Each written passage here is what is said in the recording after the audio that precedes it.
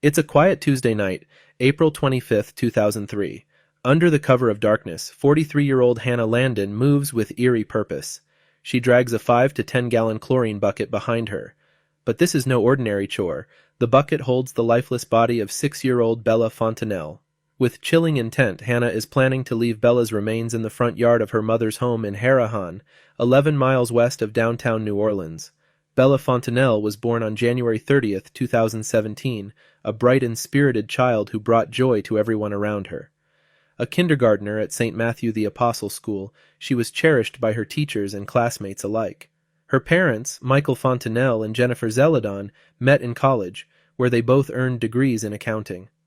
Though they never married, their relationship brought two beautiful daughters, Aria and Bella, into the world. Shortly after Bella's birth, Michael and Jennifer went their separate ways, but committed to raising their children together. They shared custody, maintaining a harmonious co-parenting arrangement. To make things easier, they chose to live just a mile apart, ensuring their daughters felt loved and supported by both parents. 2 years after their breakup, Michael began dating Hannah Landon, a woman who had emigrated from Thailand to the U.S. years earlier. In 2013, she had married a man named Donald Landon, though it remains unclear if they ever divorced. After meeting Michael, Hannah eventually moved in with him and took on the role of stepmother to Aria and Bella. She was unemployed, spending her time at home while immersing herself in the girls' lives. From the start, Michael's mother, Barbara Fontenelle, had a bad feeling about Hannah. She found her strange and unsettling, though her concerns were dismissed as overprotective criticism of her son's new partner. Over time, however, Hannah's behavior hinted at deeper issues. She appeared to want to sideline Jennifer, the girl's biological mother, seemingly striving to become the only woman in their lives. Her actions raised red flags, but no one could have predicted the devastating turn the situation would eventually take. Bella's story is one of innocence and light, overshadowed by the tragic events that followed, leaving a family and community shattered in its wake. Bella Fontenelle's parents, Michael and Jennifer, shared custody of their two daughters, 6-year-old Bella and her 7-year-old sister. Life was a delicate balancing act between homes, but nothing could prepare them for the nightmare that unfolded on April 26th. That morning, Michael Fontenelle woke up to find Bella and his girlfriend Hannah Landon missing from his home on Donnellan Drive. His eldest daughter was still there, unharmed, but Bella and Hannah had vanished. Panic set in as Michael searched tirelessly for any sign of them. When his efforts yielded nothing, he went to the police station to report both his daughter and Hannah missing. Police wasted no time launching an investigation, starting at Michael's home. Their search quickly expanded to Bella's biological mother Jennifer's house, just a street away on Sedgefield Drive. It was there, in the driveway, that officers stumbled upon something deeply unsettling: a 5 to 10-gallon chlorine bucket. Inside was a discovery no one was prepared for: the lifeless body of little Bella Fontenelle. The clock read 8:20 a.m., less than an hour after Michael had filed his report. The investigation shifted into overdrive as officers combed the neighborhood for clues. Surveillance footage from nearby homes painted a haunting picture: a woman, matching Hannah Landon's description, wheeling a wagon down the street. In the wagon sat a large bucket, the same bucket left in Jennifer's driveway. Hannah Landon, also known as Bunnock Lim or Bunnock Landon, had been living just 2 blocks from Jennifer's house with Michael. That morning, her eerie journey ended in tragedy, leaving a community shaken and a family devastated. The search for Hannah Landon began immediately. Investigators scoured the area, following leads and piecing together her movements from surveillance footage. It wasn't long before she was located, but in a place no one expected. Hannah had shown up at a local police station, disoriented and seeking help. The police station sent her to the hospital for a medical evaluation. Details of her arrival at the police station earlier that morning painted an odd picture. "She seemed a little bit out of it," one officer recounted. Hannah had asked for transportation, a puzzling request considering she had managed to get to the station on her own.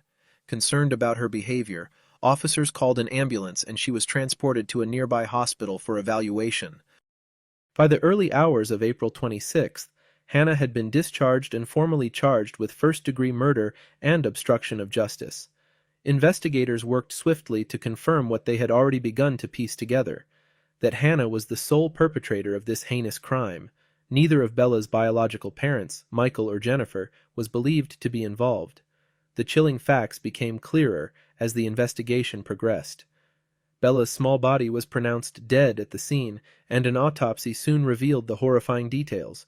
Her death was ruled a homicide caused by strangulation and blunt force trauma, with multiple injuries. Investigators determined that Hannah had murdered Bella late Tuesday night at her father's house before taking her remains to Jennifer's home in an act of calculated cruelty. The community was left in shock, grappling with the tragedy of Bella's death and the unsettling betrayal of trust by someone who had lived so close to the family. So really, what happened? That Tuesday evening seemed routine enough. Bella's grandmother had tucked her and her 7-year-old sister into bed before leaving them in Hannah Landon's care. But as the clock ticked past 7:30 p.m., the quiet of the home masked a brewing storm, one that would shatter lives forever. Sometime after 7:30, investigators believe Hannah assaulted Bella. By 9:30 p.m., security cameras captured her outside her home, retrieving a large bucket from the side of the house. Her movements were deliberate, almost methodical. Hours later, under the cover of night, she returned home with the wagon now empty. In a bizarre act, Hannah buried her cell phone in a neighbor's yard, as though trying to erase her connection to the horrors she had just committed. Then, as if compelled by some dark internal force, Hannah walked into the Harahan Police Department just after midnight. She appeared distressed, police later reported, but offered no explanation for her erratic state. Officers, puzzled by her behavior, sent her to the hospital for evaluation. By the time the sun rose, her actions would become horrifyingly clear, leading to her arrest. What remains an agonizing mystery is why Hannah chose this innocent child in that particular night to carry out such a monstrous act. The decision to leave Bella's remains at Jennifer's home has sparked theories among investigators in the community. There was no love lost between Hannah and Jennifer. Years of tension and animosity had built a bridge of bitterness between the two women. Could this have been Hannah's grotesque way of sending a message? A sick and twisted act of retribution or reverence? To understand the full weight of this tragedy, we must dive deeper into the history between Hannah and Bella's mother, a toxic relationship that may hold the key to this unimaginable crime. The tension between Hannah Landon and Jennifer, Bella's mother, had been simmering for years, erupting into conflict on more than one occasion. Court records reveal a tumultuous history that included a petition for a temporary restraining order in 2021. The documents outlined a series of volatile encounters, suggesting a bitter and escalating feud.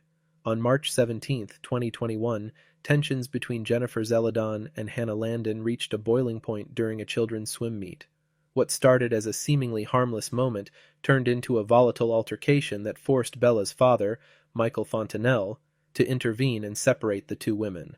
The incident allegedly began when Jennifer approached one of her daughters to offer a hug and words of encouragement, a typical display of maternal pride after the swim meet.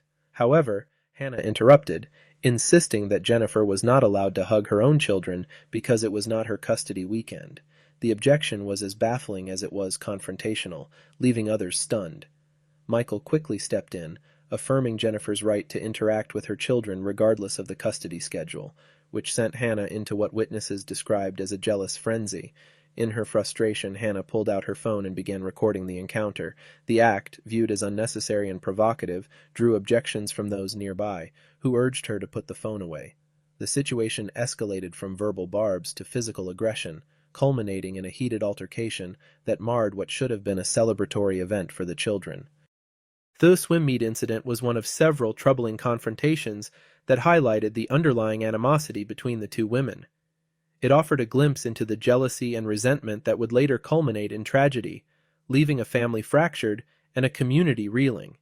Just months later, on June 8, 2021, the feud reignited at a soccer game. Witnesses reported seeing them pulling hair, shoving, kicking, and clawing at each other, the conflict playing out publicly in front of families and children. But the most serious incident came later that June.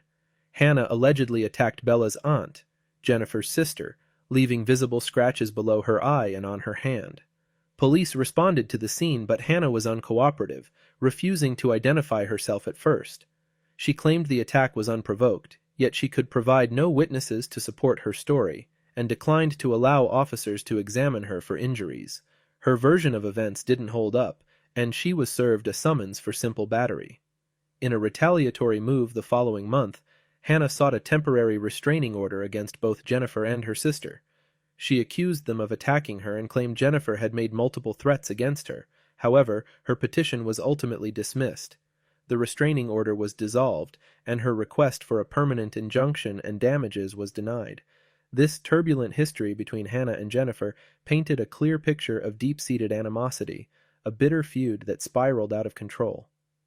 Whether this hostility played a direct role in the tragic events of April 25th remains a haunting question, but it adds a dark layer of context to an already devastating story.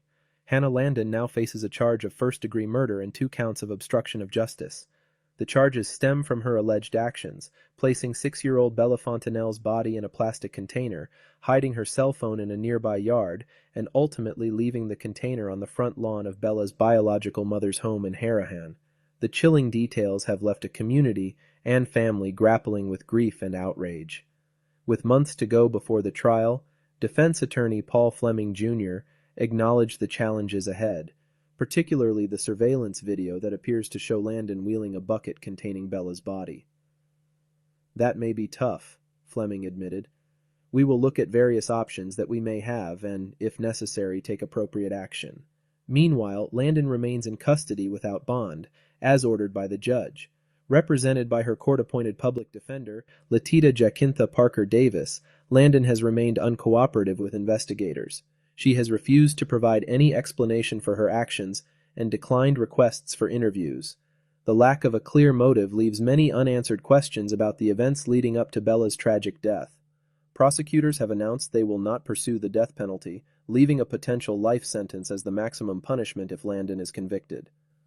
As the legal process unfolds, the surveillance footage and other evidence will likely play a pivotal role in the trial, which promises to be both emotionally charged and legally complex. The trial, set for over a year after 6-year-old Bella Fontenelle's tragic death, weighs heavily on her grieving family. For Bella's grandfather, Jorge Zeledon, the focus has been on holding the family together and supporting Bella's mother, Jennifer Zeledon, through the darkest time of her life. "We are always sad," Jorge shared. "My daughters cry all the time. They visit the cemetery constantly. We often go there together as a family. We have to stand united to support my daughter." The loss has left an unfillable void, but their collective strength and love for Bella keep them moving forward, even as they await justice. At a March 7, 2004, hearing, Hannah Landon stood before the court as Bella Fontenelle's grieving family looked on. The focus of the proceeding was her mental competency to stand trial, evaluated under Louisiana's criteria established in the 1977 case State v. Bennett. This standard examines a defendant's understanding of court proceedings, ability to assist counsel, grasp of charges and consequences, decision-making capacity, and behavioral stability. 2 court-appointed doctors, Roberts and Boudreau, testified that they had met with Hannah twice. They described her demeanor during the evaluations as overly happy, with Roberts noting she was even flirty at one point. While they concluded that Hannah understood the nature of her charges and the trial process, they expressed doubts about her ability to assist her attorneys effectively. She was described as verbose, frequently veering off topic and taking time to refocus. Hannah was deemed a fair historian, able to recall many details about events leading up to and following Bella's murder, but not the crime itself. Prosecutors reminded the court that defendants are informed of their right to remain silent, highlighting her omissions as potential self-protection. Some of Hannah's claims, including traumatic experiences and allegations of past abuse, could not be substantiated. Although she exhibited behaviors potentially linked to PTSD, such as expressing excitement about seeing Bella's father, the evaluators did not observe clear evidence of the disorder. A peculiar story shared by Hannah further complicated her assessment. She claimed to have handed out cupcakes to fellow inmates, which the doctor suggested could be a coping mechanism, but could not verify its truthfulness. Ultimately, both Roberts and Boudreau recommended that she be deemed incompetent to stand trial and sent to the Eastern Louisiana mental health system for further evaluation and treatment. The defense bolstered this argument with testimony from Dr. DeLand, who met with Hannah 9 times and diagnosed her with PTSD and an unspecified depressive disorder. DeLand believed that with medication and treatment in a mental health facility, Hannah could potentially regain competence. In September 2024, following additional evaluations, Hannah was ruled competent to stand trial. However, her attorneys appealed the decision, maintaining that she was unfit. Despite the ongoing appeal, Jefferson Parish Judge Nancy Miller set a trial date for December 16, 2024. Trial date for the woman accused of killing a 6-year-old girl in Harahan has been pushed to December 16th. Boetie Landon now faces first-degree murder and obstruction of justice for allegedly assaulting 6-year-old Bella Fontenelle before placing her body in a bucket and leaving it on the front lawn of her mother's home in Harahan. Last month, Landon was found competent to stand trial after she was evaluated by a doctor. She faces a mandatory life sentence without parole if convicted. Hannah Landon has pleaded not guilty to first-degree murder charges. If convicted, she faces a mandatory life sentence without the possibility of parole, as the prosecution has opted not to seek the death penalty.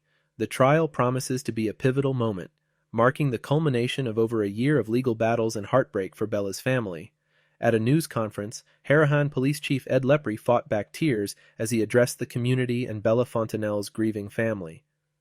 "My heart and my prayers go out to the family of this child," he said, his voice heavy with emotion. "This is a senseless type of incident that happened."